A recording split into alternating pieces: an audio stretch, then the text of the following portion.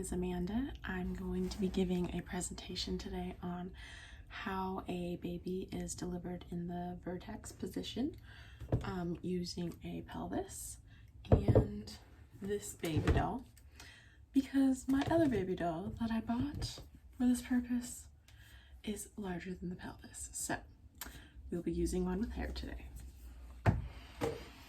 So first of all, the baby will be in the pelvis.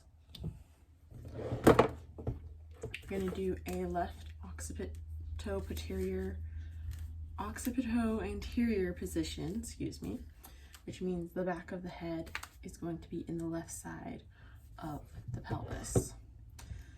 So the baby will be in flexion as they go into the pelvis, and once their head gets to the sacrum right here, the head will rotate 1/8 to the anterior so that the head is facing the back of the pelvis a little bit. This will allow the head to be born and crown, and once the head has been born, it will return back to being in alignment with the shoulders, and the head will flex and tuck. Can't really show that with this baby because it's stiff. It will proceed a little bit further, and then the shoulders will rotate, and this baby does not want to cooperate. So the shoulders will rotate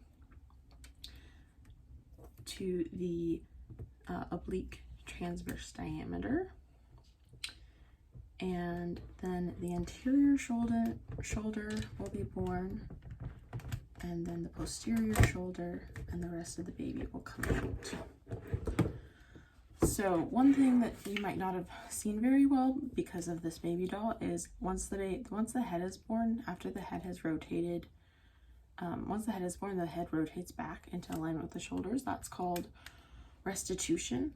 And then the shoulders rotate to fit through the pelvis. If the baby were to have a cord wrapped around their neck, a nuchal cord, let's say they're born with a cord wrapped around their neck, you can do what is called, you can do what is called the somersault maneuver and keep their head as close as possible and kind of flip them like that before handing them up to mom so that the cord is no longer wrapped around them. The other thing you can do is try and loosen the cord when the baby is crowning.